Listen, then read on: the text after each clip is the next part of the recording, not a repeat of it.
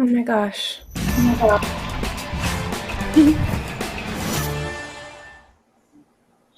Hi, everybody. Welcome back to the Fumble Live. Lots of news to get into today. We have an update about the Washington football team. We have some Mike Tyson news. Scrimmages happened last night, and there was one player who really stood out.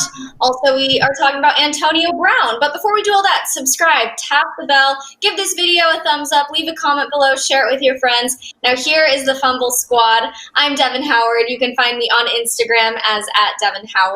Chris. It's your boy Chris. You can find me everywhere at CK2K. That Chris was very Chris. Say it on time. What's up, everybody? It's your girl Jackie Ray. You can follow me everywhere at JRay the Fanatic. Hey, what's up, guys? Happy opening day. It's your girl, Britt Johnson. You can follow me on all social media at I am Britt Johnson. Really quick, guys, can we have a sing-along? Take me out to the ball game. Take me out to the crowd. Peanuts and Cracker Jacks.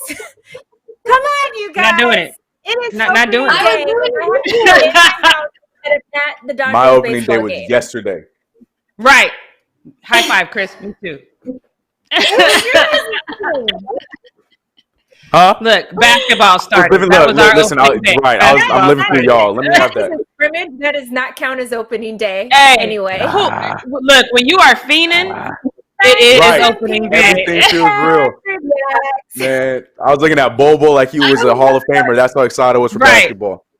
I was cheering like it was like, oh, yeah, let's do. Well, this is not even my team playing right now. Why am I so excited? What is wrong? We have my Dodgers moment. Y'all just want to talk about basketball. It's okay because I got some Brits takes for y'all today. So I'll talk about. I was suddenly a Denver fan yesterday. Since when? I grew up in Denver. I never been a Denver fan. Never been a Denver fan. Like, what's happening? Okay, you guys, we're going to talk all about the Nuggets and Bobo, but before we do, I want to fill you in on this latest update about Washington. So the Washington team just announced that they will go by the Washington football team until a new name is selected. It is 10 for creativity. I just want to say so innovative, unique, exciting. I'm really just loving it. They're still going to use burgundy and gold, but the logo on the helmet will be replaced with the players' numbers. LeBron actually had something funny to say about it. He tweeted saying, "Just waking back up from my pregame nap to see about the Washington football team. Is that real? No way. Oh man, they had a thorough, intense, long board meeting about that one, huh?" Which it's true. I mean, I understand that they need to have something in place. But the Washington football team, come on, just select a name. It's not that hard. Anyone have any thoughts about this? Britt, I feel like you have something to say. Yeah, it's funny. I think they were probably about to release their name, but when that guy on Reddit posted that he had discovered it, now Dan Snyder wants to go back to the drawing board so he can really surprise everybody and do something different. So. Yep, that's actually probably very accurate. Yep. Chris, what are your thoughts? Britt, right out of my mouth, because I'd even said it last in post up yesterday. Because I was like, either they're gonna keep it or that was the name, and Dan Snyder's gonna be that petty that he's gonna pull the Sentinels and go with something else. And I feel like that's exactly what happened. Now we're going with the Washington football team. I don't know, so stupid. I know, it's really silly. All right, well, I just had to tell you guys about that one. I also want to tell you that still available though. I'm saying Boo Boo is still available. The Washington Boo Boo. Okay. Well, I googled it. It's still available. You need surprisingly, right. Okay, you guys, I also want to tell you about Mike Tyson. He reportedly will make his return to the ring in an 8-round exhibition against Roy Jones Jr. He hasn't fought since he lost to Kevin McBride in 2005, and this news comes just on the heels of the announcement of his latest venture, the Legends Only League, in which he brings back legends of all sports, and then also there will apparently be a boxer versus MMA fighters on undercard, so this is some news. Britt, do you think Mike Tyson still has it? Do you think that this is a good idea for him? Well, Mike Tyson definitely still has it, but like, when do we start fighting different weight classes together? Like, I'm just so confused. Either Roy Jones Jr. put on some LBs or Mike Tyson's been losing them, but like, this is not a fair fight in any terms of the word. Like, how is this even? And Roy Jones Jr. is like way younger than Mike Tyson. Like, I don't know their age exactly, but he's so much younger, and they're totally different weight classes. Like, I don't know who's coming up or who's going down in weight class, but it's just weird. Like, what? I'm not gonna watch no fight like that. It's weird. Yeah. I thought Roy was only like 3 years. I thought Roy was only like 3 years younger than Mike Tyson. Is he that much younger than Mike Tyson? I thought they was in the same demographic. I feel like he fought way later than he did.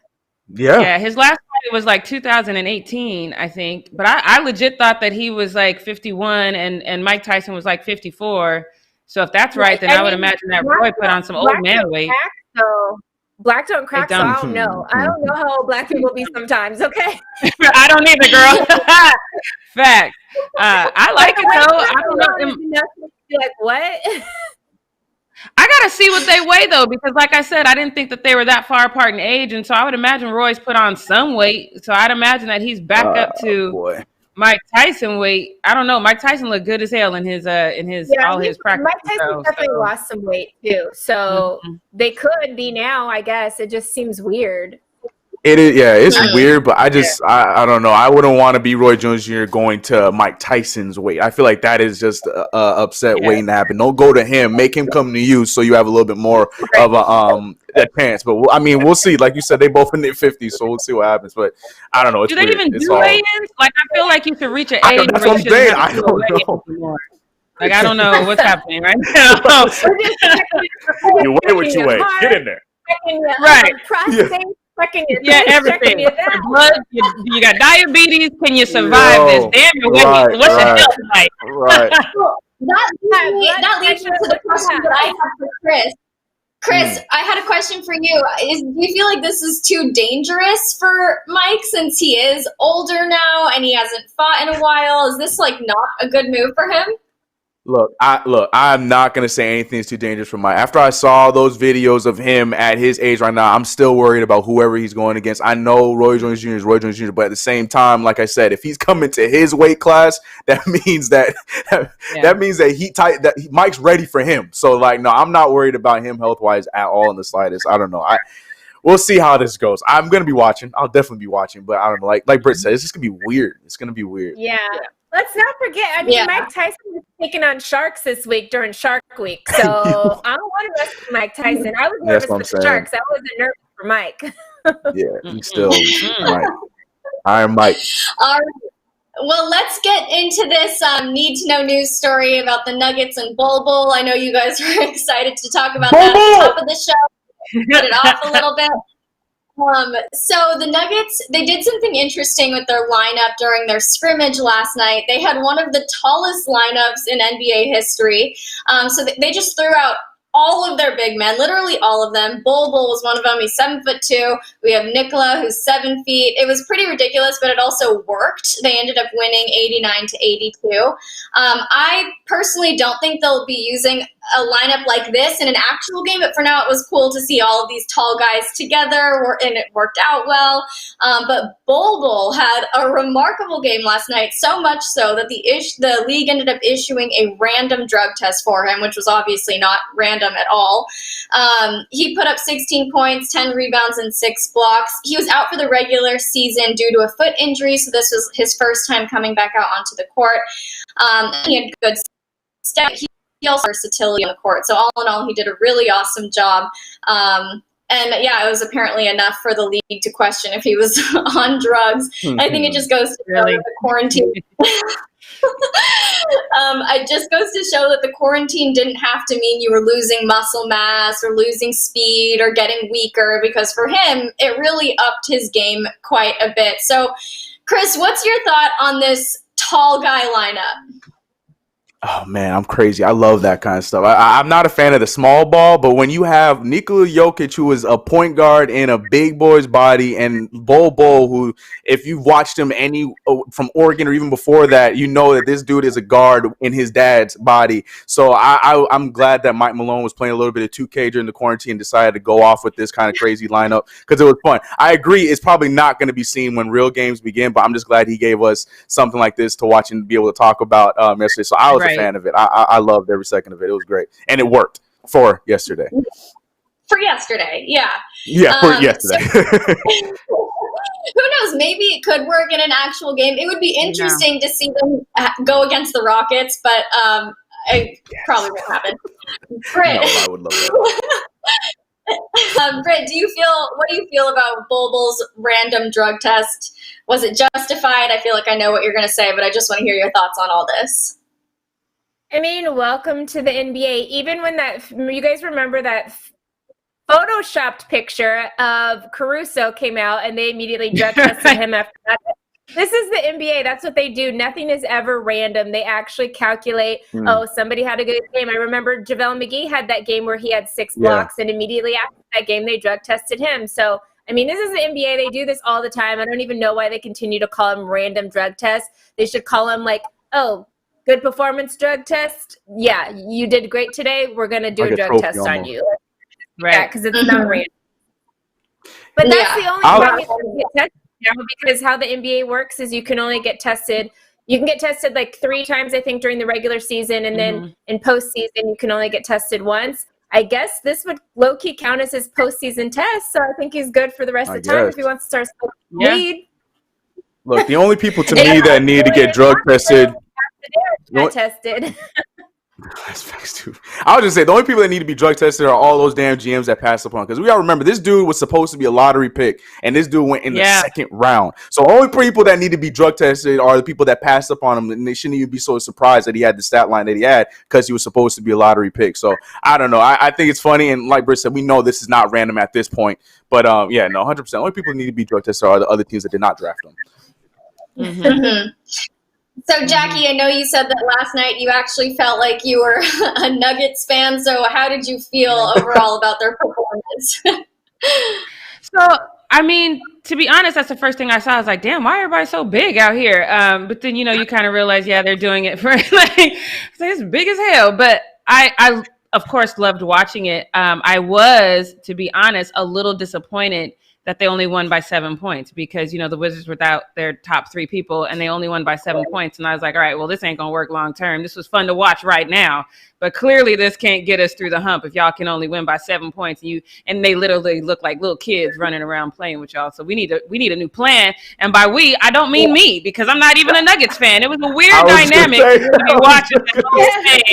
Because I feel like I just came out of rehab and was like, I'm alive again. It was fun to watch, but I don't think it'll work for a long period of time. No, you're absolutely right about that. A 7-point lead is not that great. You'd expect something a little bit more. You guys, before we move on into my next need to know news story, I just got an update that I want to tell you about. Former NBA guard Nate Robinson and Jake Paul, the YouTube guy, are going to be fighting on September 12th as an undercard to Mike Tyson versus Roy Jones Jr. in California. So listen to what Jake Paul said. He said, everyone's leaving. All right, we lost Britt, but in the meantime, no, I am not. I'm not. No. Oh my God. No. Okay, so Nate said this in his statement. He said, I wanted to show that I'm a world-class athlete. I played college football, played in the NBA for 11 years, and I'm excited for this venture into the sport of boxing. Jake Paul, I want all that smoke. And then Jake Paul said, I'm excited to partner with Triller and get in the ring to fight an elite athlete, but make no mistake, on September 12th, Nate will meet the canvas early. Okay, so this is happening. This is really happening. So clearly everyone is so excited about this news. The Fumble panel just can't wait to watch this showdown, this throwdown. So, any parting words before we move on into this news about the NFL? I got nothing.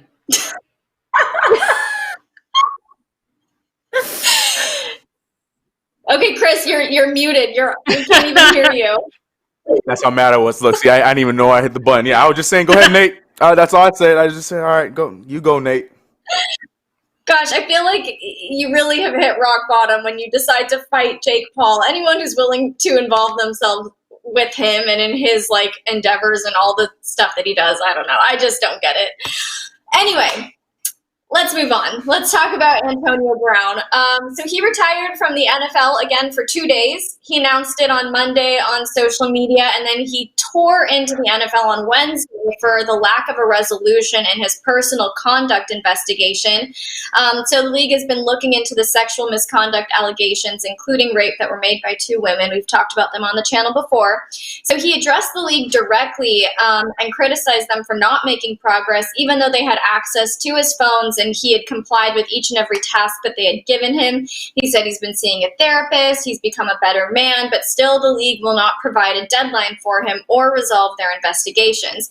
He said, quote, "I demand you provide me clarity on this situation immediately if you really care about my well-being. How is it that the league can just drag its feet on any investigation it chooses on players and we just have to sit there in limbo?" I mean, I think it's clear that the league does not care about the player's well-being. So that's kind of, any player's well-being, really. So that kind of answers that question for him. But teams have expressed interest in him since he was released in September, but he'll likely be suspended for most of, if not all, the 2020 season. And Bleacher Report claims that they believe the investigation has been delayed due to COVID-19. I'm not sure about that. I guess I'd love to hear your guys' thoughts on all of that. Jackie, I'm going to go to you first on this. What do you think the holdup is with the NFL and this investigation? Do you think it's taking too long, or are you glad they're taking their time with it? No, it's absolutely taking too long. You guys know my position on that. Some of the girls that, made the accusations regarding Antonio Brown also had him all hugged up on their Instagram. So, let's pick a side here. So, and if he really did give them his cell phone records and everything that they needed, he clearly wants to move forward. So let him move forward. I appreciate his second round of tweets calling out the NFL and saying, hey, what's going on with this? I'm doing everything on my end to be a better person that you guys clearly think I need to do. I'm doing everything on my end. I want to get back in the league. It's the retirement tweet that bothered me. Everybody knew he wasn't trying to retire. You can't go on all your social media talking about you want to play all the time and then, I'm retiring. Come on. Maybe it was to get the attention because everybody was talking about it. And so maybe now it was strategic in some way. I don't know if I want to use the word strategic and Antonio Brown in the same sentence, but maybe this time it was. But yeah, no, I definitely think that the NFL and using COVID-19 as the excuse is the dumbest thing I've ever heard, because now you have time. So investigate. Yeah. Nah. I've been on Team Antonio for a while on this one. Yeah. Britt, do you feel that it's a good idea for a team to sign Antonio Brown this season, or would it not be the smartest move? Have you seen his stats, girl? Of right. course it's a good idea to sign Antonio Brown. He's still a top receiver, whether he is on any team or not. He can go with any quarterback and fit just fine, and he's going to be great the second he gets back in the league. Let's not forget, it's not because he was so badly injured and so whatever that he's not right now. So he's good to go. And we've seen his workout videos. We've seen him practice with some quarterbacks already here and there during the off season. So he's ready. It would be stupid because the NFL wants to be the league that only cares about the money and all this kind of stuff. Well, sign Antonio Brown because he's going to fill your pockets very quickly. Yep. Mm-hmm. Chris, do you feel that Antonio should get back into the league, or do you think that he needs to just separate himself from football moving forward? How much more separating does he need? I think he's been separated long enough. I feel like, and like Jackie said, he's been doing all the steps or trying to do the steps to, get himself right mentally before getting back on the football field. But he's been doing both. And I feel like he is fine. It's like he did not leave the league as like a bad player that, you know, was at the end of his game. Dude was probably still a top 5. If I'm not even saying probably, he was still a top 5 receiver coming out of the game. It was just about getting his mental right. And I feel like in the process, you know, even with COVID and with everything going on and the time that he missed after the whole Raiders and Patriots and this whole case he's going through all of that, I feel like he has had plenty of time to get himself right, and now it's on to the next step. And I mean, when you have teams like, you know, Baltimore and Seattle that are interested in him, I think that, you know, it's time to make that next step. So no, I don't think he needs to be taking any more time away from the game. I think he knows when he's ready. Yeah. Mm-hmm. Yeah. And yeah, like you said, he's been in therapy, he's been working on himself, and I'm inclined to believe him. So that wraps up Need to Know News, you guys. So Chris, take us into the world of social media. Oh, shoot. All right. It is time for Post Up with your boy, Chris, Quarantine. And let me check out. Ooh, not so fuzzy edition. All right. Okay. Cool. Let's see how long this lasts. But yes, welcome back to Post Up. We are going to be doing some bubble updates and some other things today in the Post Up. Starting with Hassan Whiteside, who has just been stealing our hearts here on Post Up. And this next video is actually, it just adds on to the hilarity that is Hassan Whiteside. Hassan Whiteside has always had a great social media presence. I mean, even before COVID and so that his posts are just wacky, stupid, and a lot of time funny. But this one definitely adds to it. He mentioned the fact that the Blazers, even though they have their health issues when it comes to their big men, the Blazers have probably some of the most talented 7-foot players on the team, but Hassan Whiteside went beyond just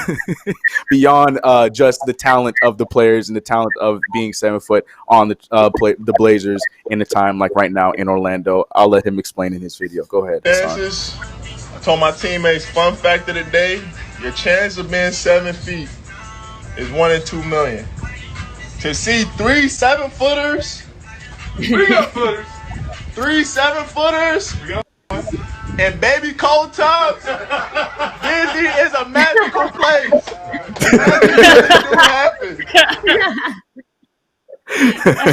I love that. It's Max. You know, we talking about him trying to look for Mickey, the hidden Mickeys, and Mickey Mouse himself, and then we found the Disney magic right there. You know, that's see 3 big dudes in those little kiddie pools, ice and all. Yeah, that's hilarious. You know, yeah, Hassan Whiteside, his streak continues, and he's been great every time he has been on Post Up.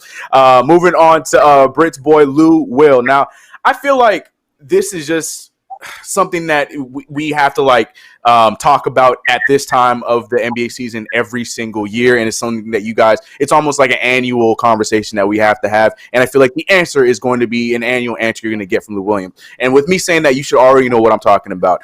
Who is going to be the 6th man of the year this year? And obviously for the 5 bajillionth time, Lou Williams is definitely, if not at the top, he is definitely in the top 2 of who should be winning the 6th man of the year. In my opinion, the top 3 are 2 Clippers and 1 Thunder. I think that it's either going to be Montrezl Harrell, Lou Will, or Dennis Schroeder. But yeah, obviously they're asking Lou Will's question that we hear every year. I feel like we talk about it all the time.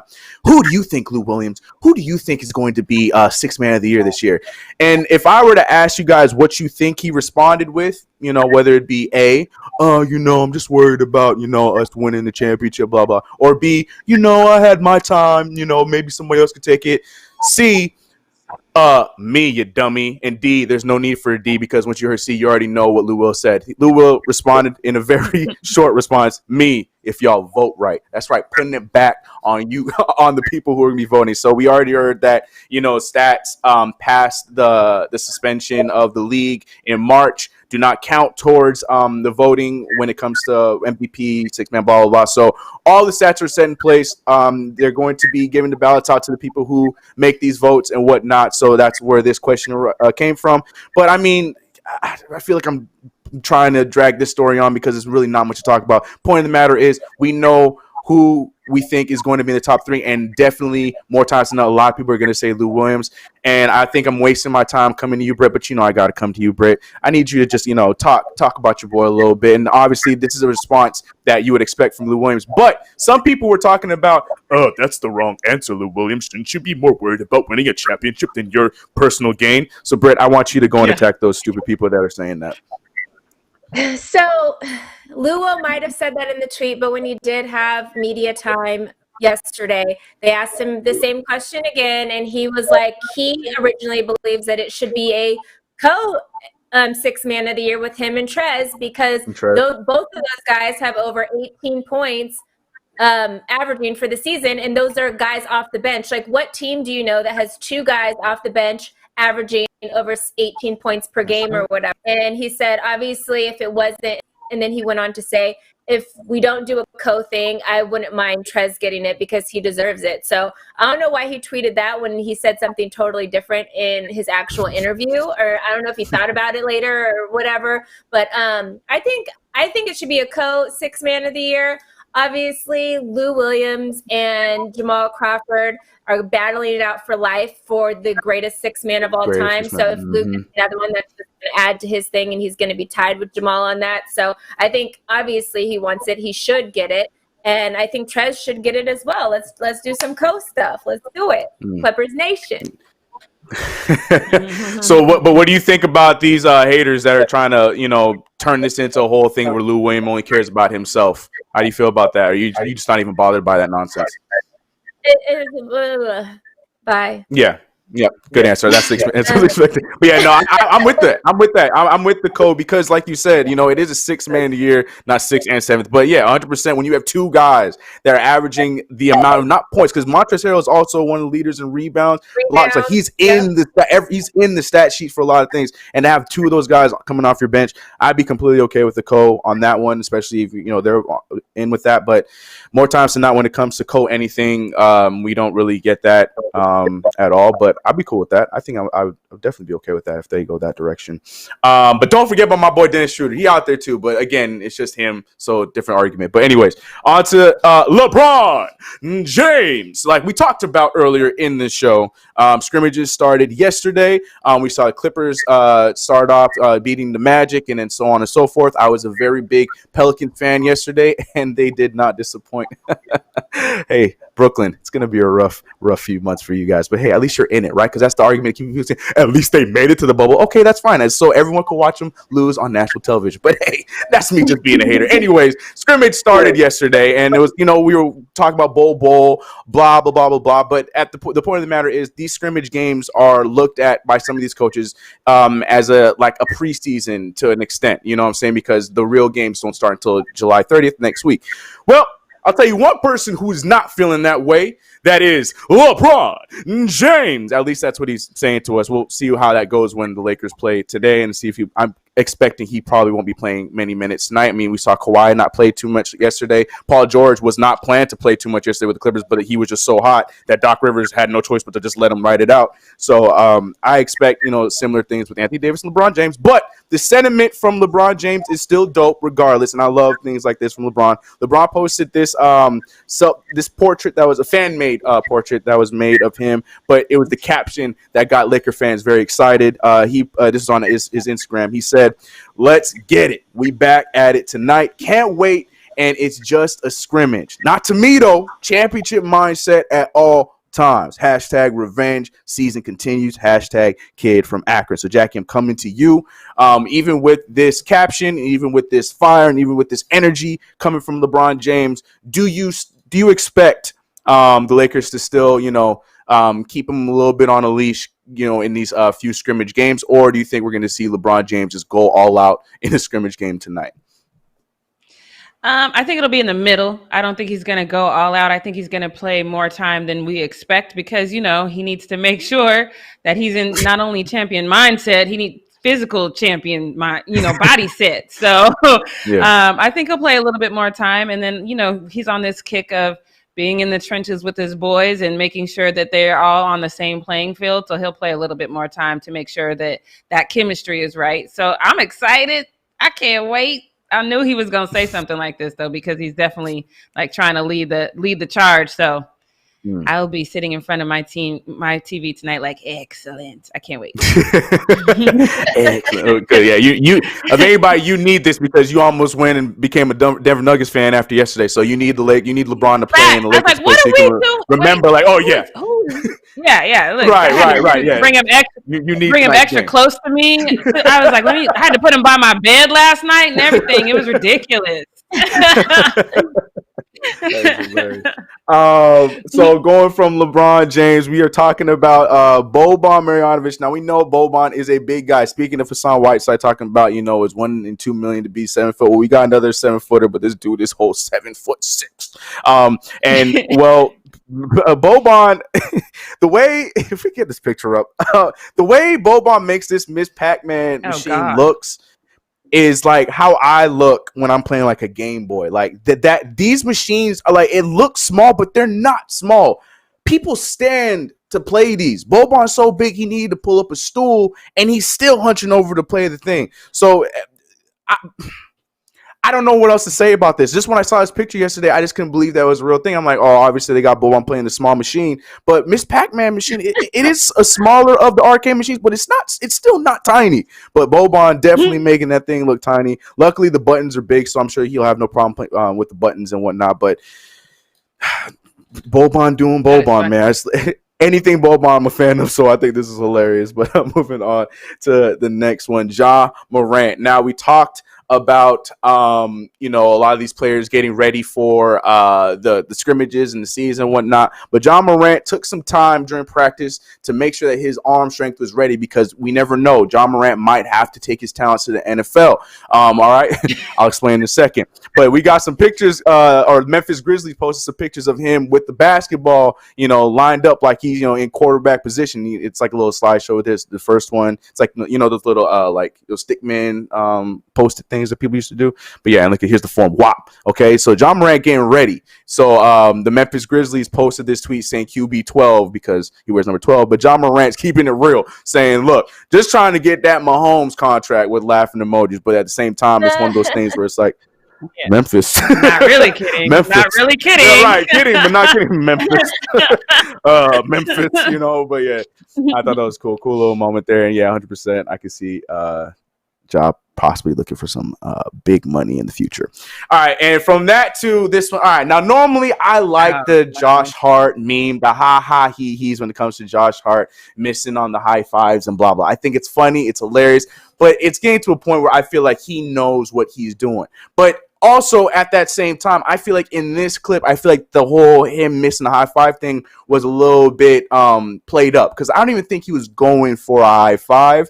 But let me play the video for you guys first, and you guys decide. So free throw made. He goes over to his boy Zoe. Zoe turns him down. Now, do you guys see that as him going for the five and Zoe looking at him like, nah, he crazy? Or does it look like he went over to say something to Lonzo Ball? Am I crazy? Because I didn't see this as a high five. I was watching this game because, like I said, Nets. But, so seeing that, I didn't see it as him going for a high five. But, I mean, Josh Hart saw the video. He responded saying, I'm just so used to it by now. Didn't even realize. But Lonzo Ball is saying, look, man, he was just asking for the play, LOL. So he is not about all this feel bad for Josh Hart crowd. No, he did not turn down Josh Hart. He was asking him a question. Because like I said, when I saw that, I didn't think anything of it either. Normally, I'm a fan of it. And, he's very, he wound up, hot hand in the air. Like, when he wants his high fives, he wants his high fives. This one seemed a little too, laid back. But Lonzo Ball clearing the air, letting people know, no, he did not turn down Josh Hart this time. Go ahead, Britt. I feel like almost was going to do that, but then he remembered he was in the bubble and was possibly going to get in trouble, because aren't they not allowed to high five each other? Well, there was a lot of high fiving yesterday though during the games though. I think that's part of one of their things though. It might be. Who gonna remember that though? I mean, you're not going to remember it in the games. That's why I thought it was so in a game. Yeah. They had, you can't lick your hands and touch your feet. All that kind of stuff. Right. That's right. Those rules. Yes, I know what you're talking about. They had. So I don't know. Yeah, there was a lot of high five going on. That's the dumbest thing in the world. You can't high five, but you can dribble the basketball. Stop it. That's what. Somebody else Right. That's a basketball high five right there. I don't know. Anyways, Josh Hart, I get my sympathy on this one. It didn't look like you were going to high five. Sorry, not sorry. Yeah, I'm going to zone on that one. Now we have this story that I think we talked about, but there was a report back in May of Bills Ed Oliver, who was. The reports came out that he was arrested for the suspicion. It wasn't even for it, but it was for the suspicion of driving while intoxicated. And here we are months later, where the Montgomery County, Texas district attorney decided to dismiss all the charges. Huh. Suspicious. Very, very suspicious. Well, Ed Oliver wasted no time to go onto Twitter to let it be known that this whole thing from the start was suspicious, and he went in on Twitter saying this. Now, y'all go back and read this article knowing that all my blood work came back clean, but I had a beer can between my legs. Get the F out of here. How does a 5'8" officer see inside a window above his head anyway? How do 5 cop cars show up before I take a sobriety test? Huh? Facts. It was definitely suspicious from the start because there was not much information, and it was a lot of he said, she said. I remember. I'm pretty sure we talked about this. If we did, forgive my memory, but I'm pretty sure we talked about this. Yeah, we did. Yeah. So, but at the same time, either way, the reports were all very. He said, she said. Officer said this, but it was not confirmed that there was a beer can in between his legs and whatnot. So, for him to come back and say this and still no responses and everything just to be dismissed and then cleared it off poo-poo and moving on is kind of suspicious. Not kind of, it's very, very suspicious. Let me go back to you, Jackie.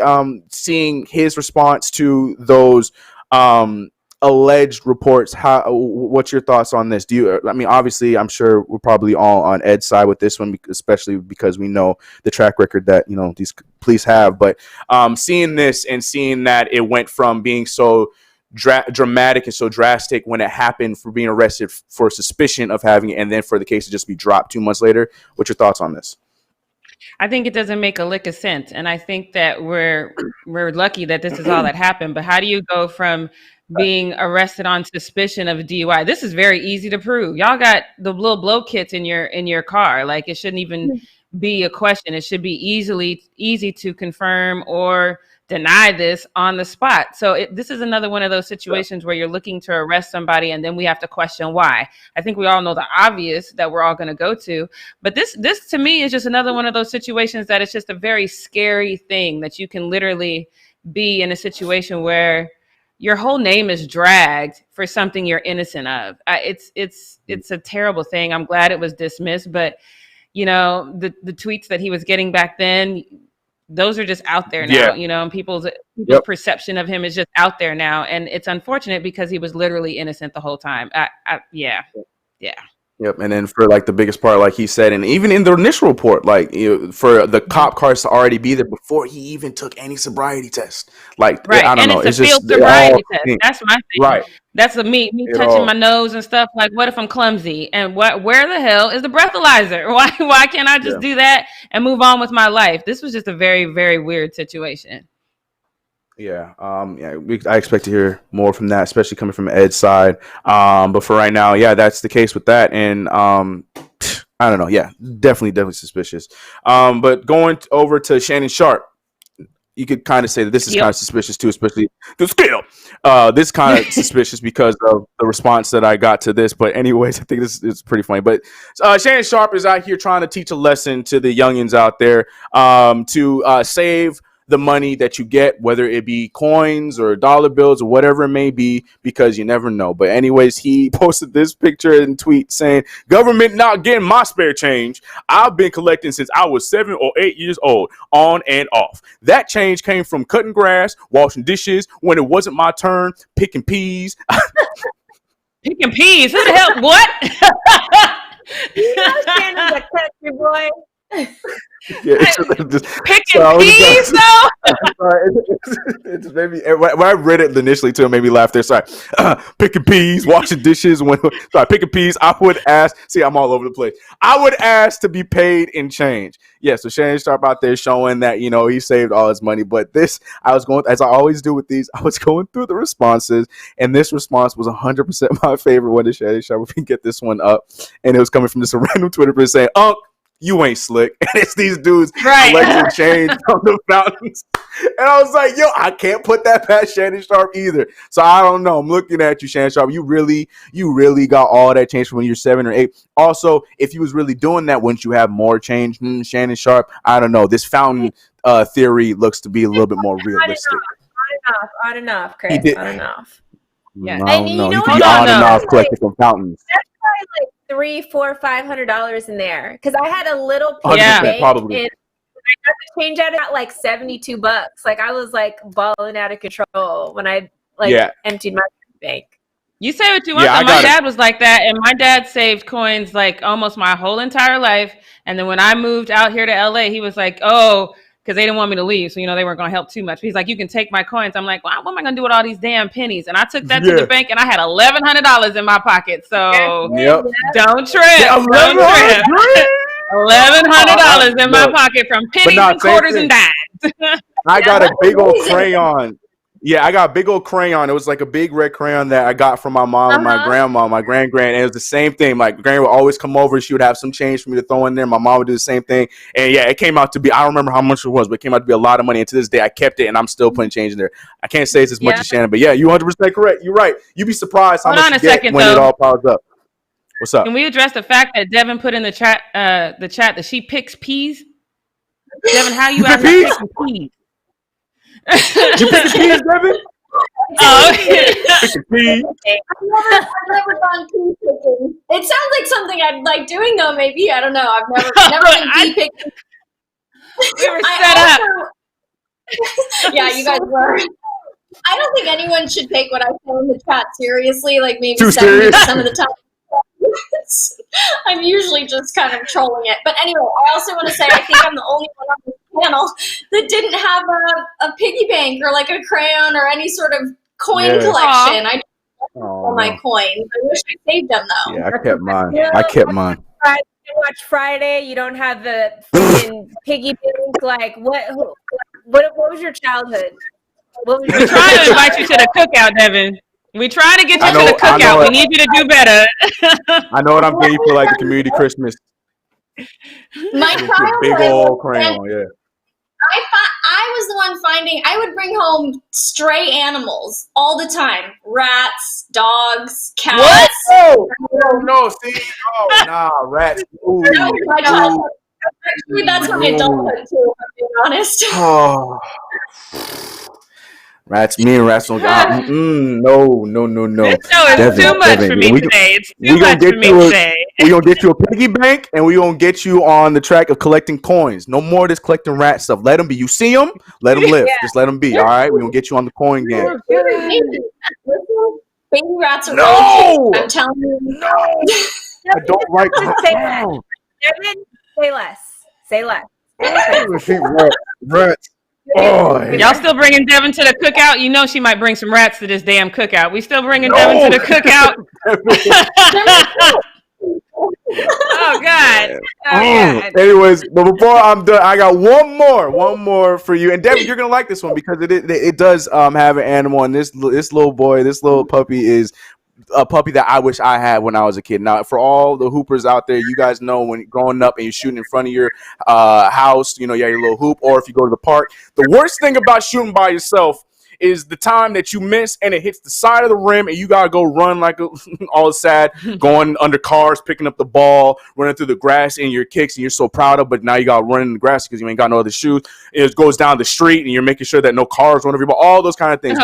This guy. Yeah, it's a struggle. But this guy right here has himself the best rebound partner ever. And he's better than even any of my homies I have. I present to you, I don't even want to call him Air Bud, a rebound bud. Look at him. He's going. Look at him. He is the best. And his passes are so perfect. Watch him. I don't know how it feels on the little snout. Look at that. Look at that. Right to me. It's a little bit better, but it's okay. He's so good. He's so good. Look, he waits. Look at that. To himself and right back. Look at that. Okay. I wish. Best. That's a good doggy. Best rebounder ever. Yes, the best.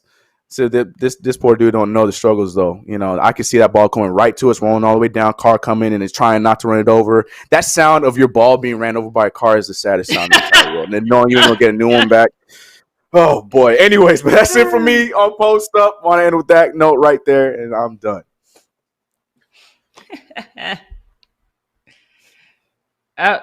Bringing up Devin. There you are. What? You know what? That's Leo doing that to me. It's not me. It's Leo. I'm blaming Leo. Okay. Oh my God. That what? Jackie, tell us what we know gonna do. Yeah. She took it up a note this time. Okay, Devin, Sure. I see you. All right, you guys. Welcome to What We Not Gonna Do, I Got Time edition. So you guys know that I'm always for white supremacists losing their job, but I don't really say it publicly because I just feel like somebody else is gonna hire him anyway, so what's the point? But Jesse Kelly, he has me low-key really kind of laughing a little bit because he's misogynistic and he doesn't like black people. He's also a radio host with iHeartRadio. Like I said, he doesn't like black people. He doesn't like women. So hopefully, Jesse, you get to see this from a black woman. I think that'll be fun because, like I said, I got time. So meet me on Twitter. So first, he talked back about Representative Cortez, who said she was tired of politicians hiding behind their daughters and wives and still saying bad things about women. And then he took to Twitter and he says, I've got no time for these I am women, hear me war types who claim to be delicate flowers as soon as they get treated poorly. It's politics. It's a contact sport. Buck up or get behind the bar. Embarrassing. So, okay, whatever. I was like, oh, that's cute. That's fun. You know, whatever. Who is this guy? Then he decides to go for the NFL players who, you know, we talked about this yesterday. They get to wear the names of the victims who were murdered by police on their helmets. His first tweet says, this stuff is a much bigger deal than people think. It's not about football. It's about SJW leftists taking over one of the few escapes that brought Americans together.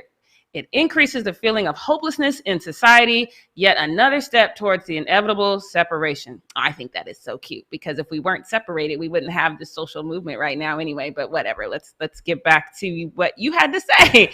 His next one says, if the NFL wants to speak out against systemic racism, he's got that in quotes, they should immediately suspend every player who has 5 kids with 4 different women, because that hurts black people more than cops could ever do. I'm sorry. That's just funny to me because he points to an article that has Antonio Camari and it has his 14 kids saying that they are way too expensive.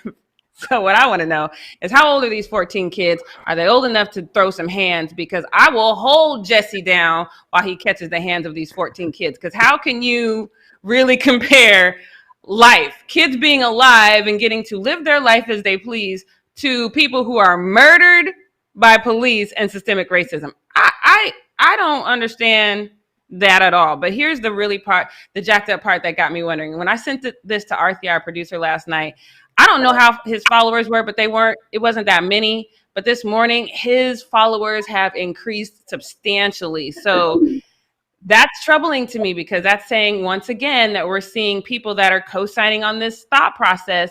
I don't really have any questions on this because the man is stupid, but I am going to be following his Twitter to see if he, A, gets fired, or B, if he's still increasing his followers, because Jesse got problems. But look, let's move on because once again, I told you yesterday about racist Woody. He's the guy that owns part of the Jets, and he came out and said that he doesn't like a lot of black people in one area, and he doesn't understand why we celebrate Black History Month. So I am a little disappointed because I haven't seen anything from Le'Veon Bell, Frank Gore, any of the other black Jets player. They didn't come for Mr. Racist Woody. But I am here for Jamal Adams, who posted a series of tweets. His first one says, right is right, wrong is wrong. If you don't think this is wrong, you're part of the problem, not the solution. His next tweet said, we need the right people at the top. Wrong is wrong. So like I said, even though we didn't see like a public rant from a lot of the other Jets players, which I personally would have been here for, apparently there are some rumblings going on behind the scenes because Mike Freeman of the Washington Post tweeted, text from Jet player says, to say that dudes are boiling over is an understatement. He's got to go. Hinted there might be some type of coordinated statement speaking out against Woody Johnson from players around the NFL, not just on the Jets. So this story is just beginning. So I'm curious now because we have not seen football players band together. When Colin Kaepernick was being blackballed, we have not seen them really band together because there's not enough black coaches. There's not enough black higher ups in executive position, and there's definitely no black ownership. We haven't really seen them band together. So Chris, I guess my question is really for you. Do you think this will be the catalyst? This will be the one that sends us over the top? Maybe we'll see athletes band together now, and now we'll see them really maybe say they're going to sit out for a couple of games, or they're going to do any type of real action to specifically get Woody out? And then will that trickle over to banding together for other causes as well?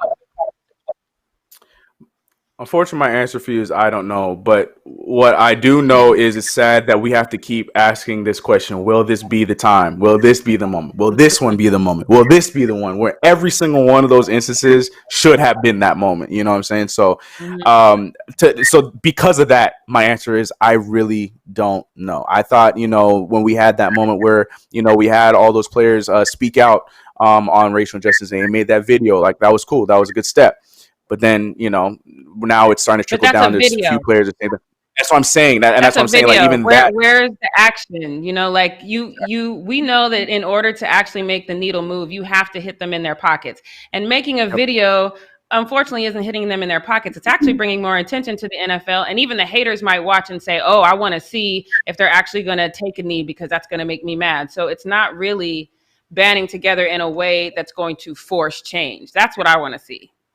And it gives the NFL a chance to make fake responses and fake apologies like we saw right after, which led to, the outrage because of everything that they did to Colin Kaepernick. So all I'm saying is because of the history and because like every time I feel like we had that moment where these players can do that, make that moment, make that turn of the corner, they don't, or they don't do it, to the best that they could be doing it at. My honest answer is I really don't know. I hope so. I feel like that's my answer every time. I really hope so. And that's unfortunately all I got for this as well. So. I hope so too. All right. Well, that's going to do it for what we're not going to do. And now let's get into Britt's takes. Britt's takes. All right, this is going to be a quick one. It's going to be about a group of people that have decided to band together, all for one specific cause. That is the MLB versus the Houston Astros. This year is going to be the Hall of Shame, the tour of shame for the Houston Astros. Obviously, we all know they were found guilty of sign stealing during their World Series win against my Dodgers, which I was very sad about. That series went to 7 games, so really it was anybody's game. But of course, because the Houston Astros were cheated all the way up to that point, they won and my Dodgers didn't. And everybody argued that they wouldn't even have been in that place if they hadn't cheated getting to that point. So the organization, the franchise, had to pay $5 million in a fine, which is actually the max that the MLB is allowed to fine a team. And then they had to forfeit first and second round picks for 2020 and for 2021. But they got to keep their title. So it's, as far as the players are concerned, they gave a little half-ass apology. It wasn't even that. And now we are back to baseball. Everybody assumed, obviously, 4 months ago when baseball was originally supposed to start, that it was going to be a rough season for the Houston Astros. And, this little break that we had, I think Houston felt like, oh, maybe people have simmered down a little bit and they won't be as upset. But that's not the case, because this week, ahead of opening day, which opening day is today, there was an exhibition game with the Houston Astros against the Kansas City Royals. 3 of the Astros players were hit by the pitcher for the Royals. And it wasn't just any players either. It was all-star players on that team. Jose Altuve, Alex Bregman, and George Springer all got hit. Jose and Alex got hit on consecutive at-bats. So it was definitely intentional. It wasn't an accident. They literally got hit several times on several occasions, and really the only people that did get hit are the stars, the people who made a mocking of the situation when they tried to do those fake apologies and whatever, and that really pissed the whole entire league off. I would like to tell the Houston Astros, you guys are very, very lucky that there was COVID this year, and instead of having your 300 plus games, you guys only have 60 games, which you guys are going to have to deal with this. Obviously, even at during the Kansas City Royals stuff, we don't get to see moments of the booing and heckling, but prior to when they were playing in spring ball, that's all we saw. now they just have to deal with the fact that they are going to be getting hit, I think, every single game. Their opening day is actually going to start tomorrow against Seattle. I can assume the same is going to happen. But after that game, who did the Astros play? Did you say? Is that what you guys just asked me? It's the Los Angeles Dodgers. So good luck to you guys on July 28th and 29th, because maybe it won't be just those consecutive at-bats that you're going to get hit. It's probably going to be every single time you guys come up to the plate. You guys are very lucky that Dodgers fans won't be in the stands to literally probably run onto the field and attack you guys, because we all know Dodgers fans, we ain't the nicest bunch of people, and we do get in fights a lot, and there are situations that happen a lot. So y'all are very lucky that there actually won't be fans in the stands during that time. I'm excited to see this. I think this is very well-deserved. Obviously, several pitchers came out talking about the same thing. I know the Cleveland Indians pitcher came out back in February and said they should expect to get hit by us. I'm sorry. Like, obviously, we don't want to seriously injure anybody, but this is what they asked for. This is what they deserve. The MLB didn't do what they were supposed to do, which is strip them of their title. So this is low-key as close as we're going to get to taking it to the streets, and the players are going to handle it themselves. And I am so excited to see this moment. I think it's going to be beautiful. If you guys don't watch baseball, make sure you're tuned in on July 28th and 29th, because it will be a very funny show to watch with my Dodgers players attacking literally this Houston Astros team. Chris, this is short and sweet. I just wanted to say I'm excited. This shame tour, I am ready for it. Should the Astros be lucky that Dodgers fans won't be in the stands? And do you think they're going to get this all season?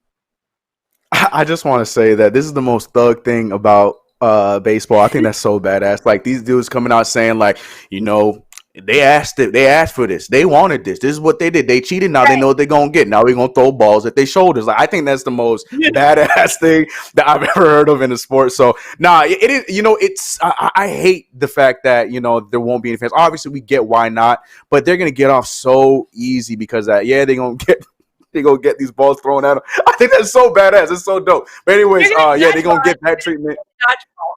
No, they gotta take it. Like, what are you gonna do? Like, you gonna run off after? I don't know. I think it's like, but yeah, no, it sucks because, like you said, I know, like, even though I don't watch baseball, all my homies are Dodgers fans, and yet, like you said, they are not about any of that trash. You know, so especially in a situation like this, finding out against when you just played them in the World Series against them and they cheated for that win. Oh yeah, they would have gone so much hell. So yeah, they lucked out with that. They still don't get theirs, but man, getting that on top of getting berated by the crowd, that would have been poetic justice for sure. Right. And, like, unfortunately, it's only 60 games. We can only, like, beat the crowd. Yeah. I mean, I'm down to do it next season too, and then the season after that too. Right, I'm sure they will. The minute y'all are able to go back in the stadium, I don't expect y'all to just be over it by then. No, I think it could be whether it's 2021 or 2022. I think whenever y'all are able to start going back to stadiums, they still gonna get it just the same, even how far back in the past it was. I guarantee that y'all gonna hold that grudge for sure. So yeah. All right, thank you so much for your take on that, Chris. Now, before we end the show, I want to get into some EJI stuff today. So if you guys don't already know, we have been teaming up with the Equal Justice Initiative to help raise money for this incredible nonprofit organization that legal representation to prisoners who may have been wrongfully convicted of crimes, poor prisoners without effective representation, and others that have been denied a fair trial. I'm going to tell you a story really quickly today about Gene Bibbins. In 2003, he became the 125th person in the United States to be exonerated by post-conviction DNA testing. Bibbins had spent more than 15 years in prison for a 1986 he did not commit. In June of 1986, there was a young teenager who was raped at her aunt's apartment. She was sleeping when the assailant entered to the room, climbed on top of her, threatened her with a knife before raping her. The perpetrator stole a radio from the room before escaping out of the window. The victim reported the crime to her aunt, who then contacted the police. Bibbins, who lived in a different building in the same apartment complex, was arrested less than an hour later. He was found with the radio between buildings and was stopped by police a few blocks from the complex. Bibbins was driven to the apartment building where the crime occurred. He remained in the car with a flashlight illuminated in his face while the victim made her identification. Very odd. It usually doesn't take place during that time. Bibbins claimed that he was misidentified, that he found the radio while he was exiting his building. The victim's initial description of the attacker was a man with long and curly hair wearing jeans. Bibbins was wearing gray shorts and had short cropped hair at the time. He was convicted of aggravated rape and aggravated burglary in March of 1987 and sentenced to life in prison. Of course, like I said, it wasn't until March 2003 that the court finally tested DNA. Bibbins was officially exonerated. He had been asserting his innocence for more than 15 years. Now, if you guys want to know how does this money help, this is a perfect example. I don't know if you guys know how much it costs, but it is between $200 to $600 to get DNA testing, a lot which these people cannot afford. So money that you donate could actually be the difference in freedom for a person like this. If you guys want to be a part of the movement, there's a donation link below. You can send it there. You can do super chats for us. All of that money goes to EJI, as well as if you want to go to their website to just get more information and find a little bit more about different cases and what the money's actually going. You can visit their website at eji.org. Very important. Thank you guys so much. We are so close to hitting our goal of $2,500, which, again, that is still such a small amount compared to how much these cases cost for representation. I told you the DNA testing can cost $600 plus sometimes. So this is really helpful. Any money that you can donate to help this organization and these people get the freedom that they deserve. Yes. And Devin, you're muted. There you go. Okay. Hello. Thank you so much for that, Britt. Guys, if you have any spare change that you'd be willing to donate, like Britt said, it's going to help such a good cause. So make sure you go ahead and do that. Go to eji.org for more information. As usual, we will be back for our Friday show at 11 a.m. Pacific Standard Time tomorrow. So make sure you tune in, tap the bell so you know exactly when we're going live. Subscribe, like this video, share it with your friends, leave a comment below. Wear a mask, wash your hands. See you guys later. Bye. And it's root for the Dodgers. Now I gotta go. Boo, yeah. Boo, yeah. Lord.